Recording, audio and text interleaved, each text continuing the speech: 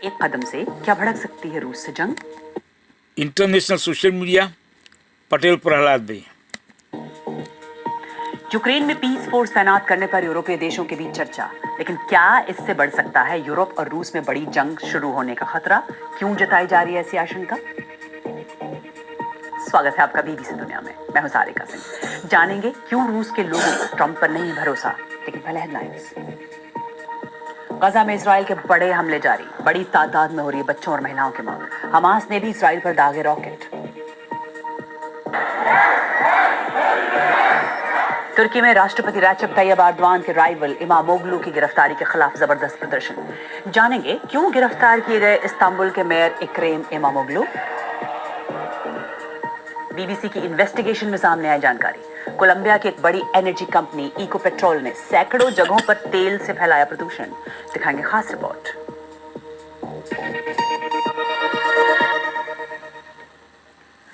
रूस से अपनी सुरक्षा और यूक्रेन की मदद पर चर्चा के लिए ब्रसल्स में यूरोपीय संघ के नेताओं की एक बैठक हुई।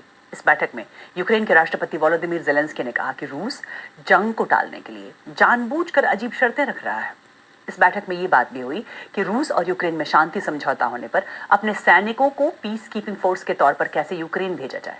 ब्रिटेन भी यूक्रेन में पीस फोर्स तैनात करने की योजना बनाने के लिए अलग अलग देशों से आए 20 देशों के सेना प्रमुखों से बात कर रहा है।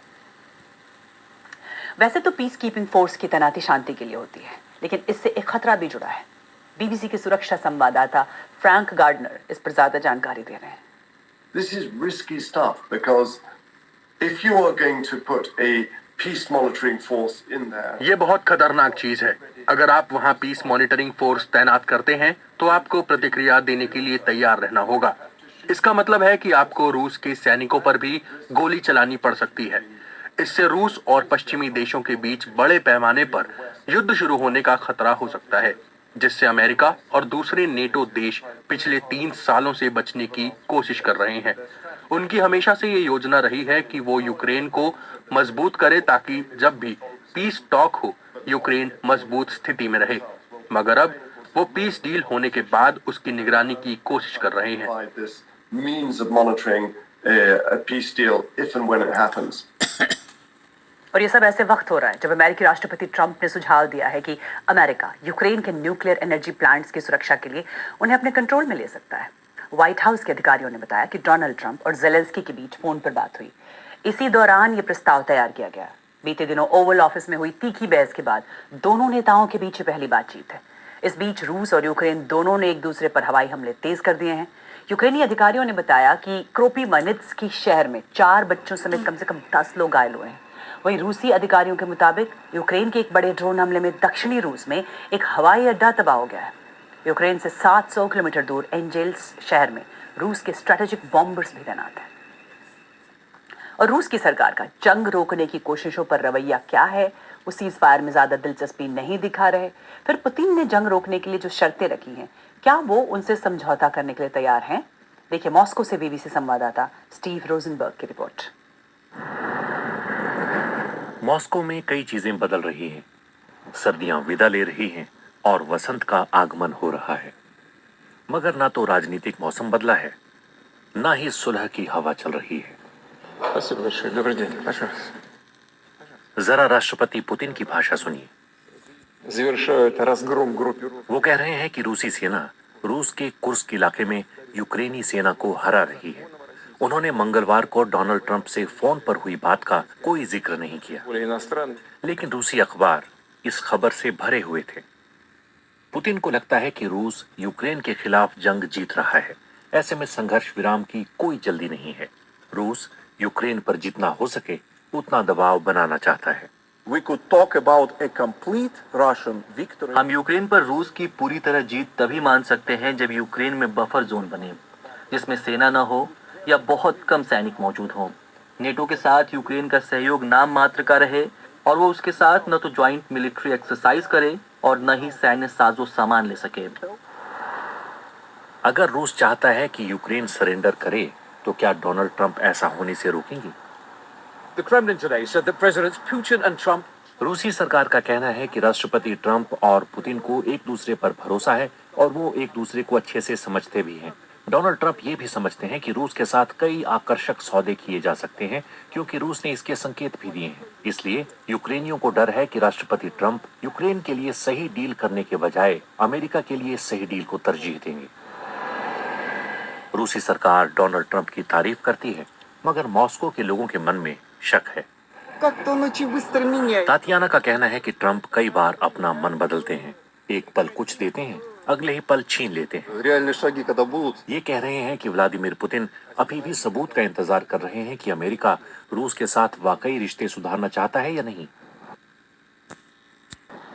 डोनाल्ड ट्रंप ने अमेरिका और दुनिया में कई सारे बदलाव लाने के वादे किए हैं। रूस को उम्मीद है कि इससे उसे भी फायदा होगा। बीबीसी संवाददाता स्टीव रोजनबर्ग की रिपोर्ट। इधर मध्य पूर्व की जंग भीषण होती दिख रही है। गजा में नए सिरे से शुरू हुए इजरायली हमले लगातार तीसरे दिन भी जारी हैं। हमास ने कहा है कि उसने भी इजरायली हमलों के जवाब में गजा से 3 रॉकेट दागे हैं। गजा के सिविल डिफेंस विभाग के मुताबिक रात भर हुए हवाई हमलों में कम से कम 55 फलस्तीनियों की मौत हुई है, जिनमें बच्चे भी शामिल हैं। हमास का कहना है कि इजरायली हमलों में 600 से ज्यादा लोग मारे गए हैं। वहीं इजरायली रक्षा मंत्री चेतावनी दे चुके हैं कि अगर इजरायली बंधकों को नहीं लौटाया जाता है और वहां अगर हमास का नियंत्रण जारी रहता है तो गजा के लोगों को भारी तबाही झेलनी होगी। इस पर और जानकारी दे रही है बीबीसी संवाददाता योलान nail. More signs really that the ceasefire in Gaza is continuing to unravel. गजा में संघर्ष विराम टूटने के कई संकेत मिल रहे हैं। हमारे पास उत्तरी गजा से कुछ वीडियो आए हैं जो जंग के पैमाने को दिखाते हैं। लोग बीती रात हमलों में मारे गए अपने रिश्तेदारों के पास बैठकर रो रहे हैं। इस्राएली सेना ने उस कॉरिडोर के एक हिस्से को अपने कब्जे में ले लिया है जो उत्तरी गजा को दक्षिणी गजा से अलग करता है। इस्राएली रक्षा मंत्री ने चेतावनी दी है कि जब तक हमास बचे हुए बंधकों को रिहा नहीं कर देता और गजा का कंट्रोल नहीं छोड़ देता, तब तक ये हमले तेज होते रहेंगे। वहीं अमेरिका कह रहा है कि युद्ध विराम जारी रखने के जिस प्रस्ताव को हमास ने खारिज कर दिया था, उस पर अभी भी बात करने की गुंजाइश है, मगर हमास कहता है कि पहले से हुए समझौते के तहत ही दूसरे चरण की ओर बढ़ना चाहिए और आखिर में जंग खत्म होनी चाहिए। An end to the war being laid out. Israel BBC समेत कई मीडिया ऑर्गेनाइजेशंस को गजा जाकर रिपोर्टिंग करने की इजाजत नहीं देता है, लेकिन गजा से हमारे सहयोगी पत्रकारों ने वहां के ताज़ा हालात की जानकारी और वीडियो बीबीसी को भेजा है। देखिए यरूशलेम से बीबीसी संवाददाता जॉन डॉनिसन की ये रिपोर्ट। अला अबू हिलाल की दुनिया बिखर गई है। उन्होंने पत्नी अफनान और बेटे मोहम्मद को खो दिया। मेरी 2023 में शादी हुई थी और ऊपर वाले ने मुझे प्यारा सा बेटा मोहम्मद दिया। हमारा दूसरा बच्चा होने वाला था। ऐसी हालत में मेरी पत्नी और बेटे की मौत हो गई।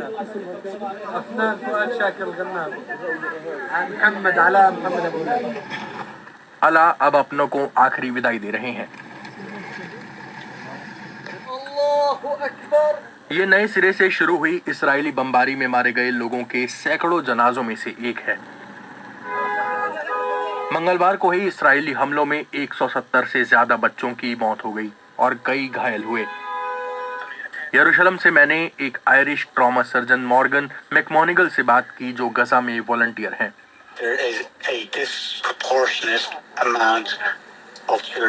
बच्चों और महिलाओं के घायल होने या मारे जाने की तादाद बहुत ज्यादा है। मुझे लगता है कि किसी भी समझदार शख्स को ये दिखाई देगा। कराम तफीक हमीद ने बीते रोज मानो अपना सब कुछ खो दिया। उनके 3 बेटे हसन, मोहम्मद और अजीज की मौत हो गई। हमीद कह रहे हैं, उन्हें मेरे साथ मेरी टुक टुक पर बैठकर जाना बहुत पसंद था। वो डॉक्टर और टीचर बनना चाहते थे।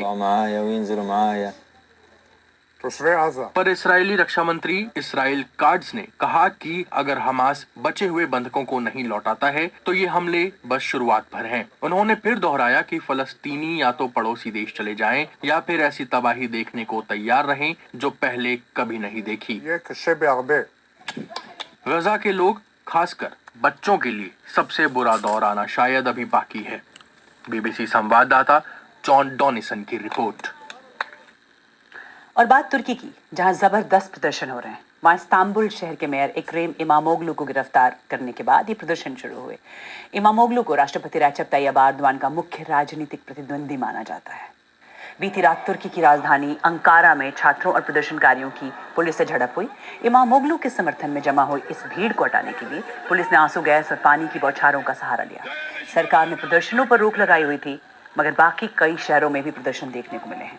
इमामोग्लू और दर्जनों कई विपक्षी हस्तियों को भ्रष्टाचार के आरोप में गिरफ्तार किया गया है और इकरेम इमामोग्लू को उनकी रिपब्लिकन पीपल्स पार्टी अगले राष्ट्रपति चुनाव के लिए अपना उम्मीदवार बनाने की तैयारी में थी। अभी फिलहाल कैसे हालात हैं, जानकारी दे रही है बीबीसी संवाददाता Emily Wither. Imamoglu may have spent the night in custody. Imamoglu भले ही रात को जेल में रहे हों, लेकिन इस्तांबुल की म्यूनिसिपैलिटी का जिम्मा अभी भी उनकी पार्टी के पास है। तो जब लोग सुबह जगे और मेट्रो से काम पर जाने लगे, उन्हें स्पीकर्स पर इमामोग्लू की आवाज सुनाई दी। आज और भी बड़े प्रदर्शनों की अपील की गई है, खासकर इस्तांबुल और अंकारा में। बीती रात इन दोनों शहरों में हजारों लोगों की भीड़ जमा थी, जिसकी पुलिस झड़प भी हुई।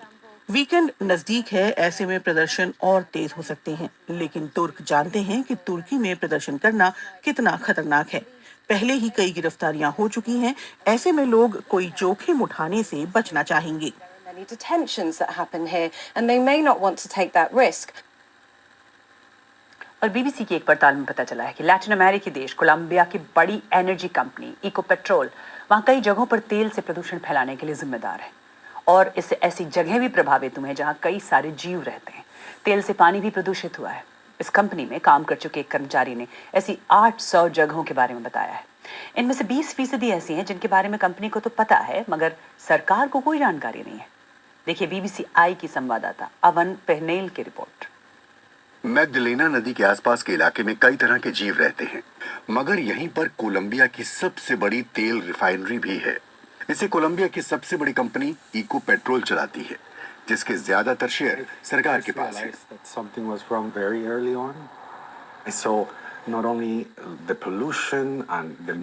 मुझे याद है कि मैं प्लांट से निकलने वाले गंदे पानी की जांच कर रहा था। जो पानी निकल रहा था उसमें से ज्यादातर कोलंबिया के नियमों के मुताबिक नहीं था। एनरीज ओलार्टे ने कंपनी के सीईओ के सलाहकार के तौर पर साल 2017 में ये कंपनी ज्वाइन की थी। पहली बार वो इस बारे में खुलकर बात कर रहे हैं।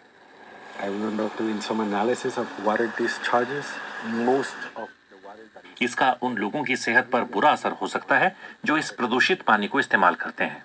In Colombia, this has a lot of health implications for the communities and the people that use this water downstream. स्थानीय मछुआरों ने भी एक परेशान करने वाली बात देखी। स्थानीय जीवों को बड़े पैमाने पर मारा जा रहा है, जिसे देखकर दुख होता है। हमें 3 मैंटी, 5 भैंसी और हजारों मछलियां मरी हुई मिली। इस नदी में जो हो रहा है वो अजीब है। जलवायु परिवर्तन भी इन मौतों का एक कारण हो सकता है, मगर मछुआरे इको पेट्रोल ऑयल रिफाइनरी से निकलने वाली गंदगी को इसके लिए जिम्मेदार ठहरा रहे हैं। आप देख सकते हैं कि तेल से प्रदूषित इस पानी ने यहाँ के पौधों का क्या हाल बना दिया है। ये सब इको पेट्रोल रिफाइनरी से आ रही ग्रीस और गंदगी है।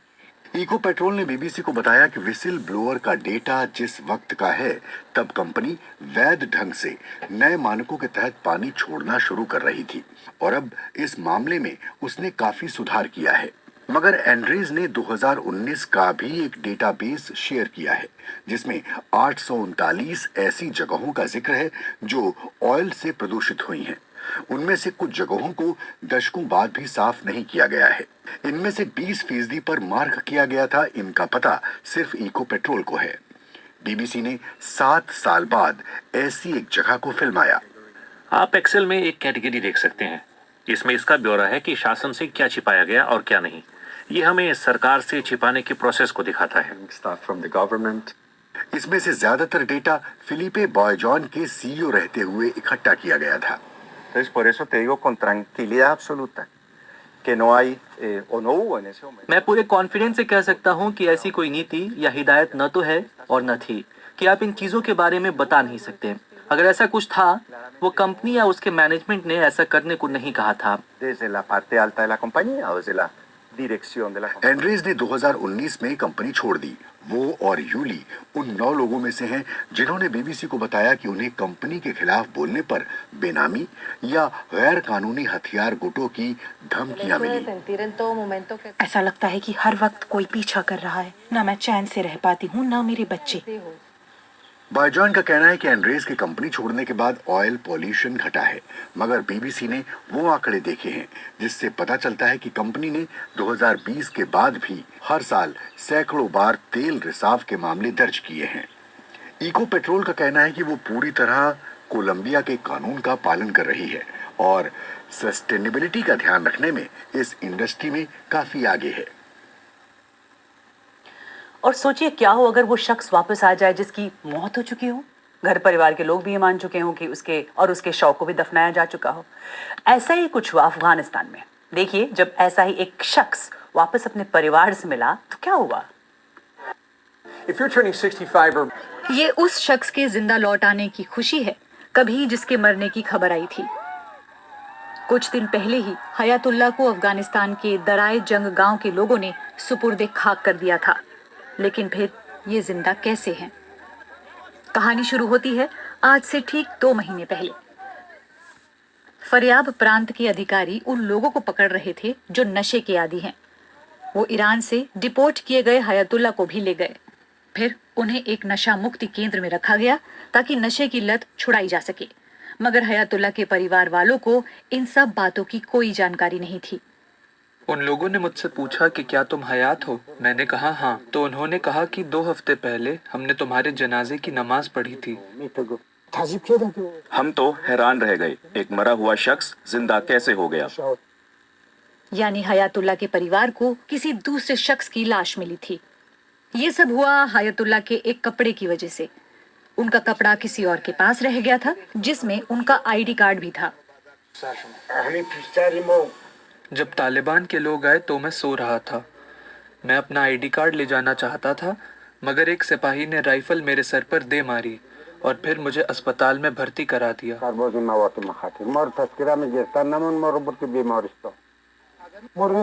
उस लाश की शिनाख्त ठीक से नहीं हो पा रही थी। वो ठंड में जम गई थी और काली पड़ गई थी। हमने प्रशासन से कहा कि सबूत दीजिए। उन्होंने हमें तस्वीर और हयातुल्लाह का आईडी कार्ड दिखाया। कागजात देखकर हमने भी सोच लिया कि ये हयातुल्लाह की ही लाश है।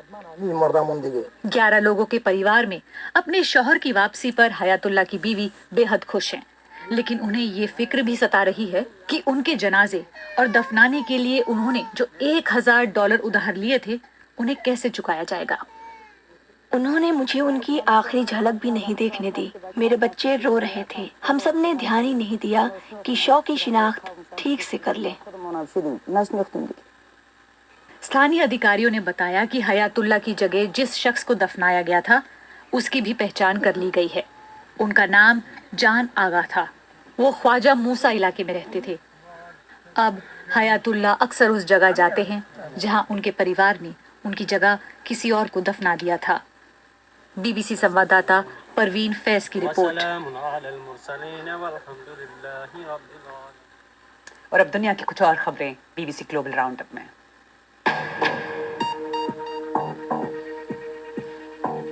फ्रांस के राष्ट्रपति मैनुअल मैक्रों ने कहा है कि 2022 में ईरान में पकड़े गए फ्रांसीसी नागरिक को रिहा कर दिया गया है। 34 साल के ओलिवर दुनिया घूमने निकले थे, मगर ईरान में उन्हें गिरफ्तार कर लिया गया। मैक्रों ने कहा कि ईरान की जेल से 2 और फ्रांसीसी नागरिकों की रिहाई भी होनी है।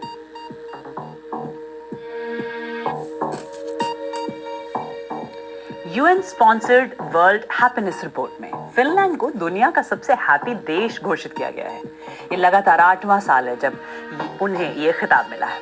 रिसर्चर्स कहते हैं कि यहाँ पर वेलफेयर के लिए बहुत अच्छा सिस्टम है और इसी वजह से लोग ज्यादा खुश हैं। डेनमार्क, आइसलैंड, स्वीडन और नेदरलैंड टॉप 5 में जगह बनाने में कामयाब रहे। और क्या आपकी एलियंस में दिलचस्पी है?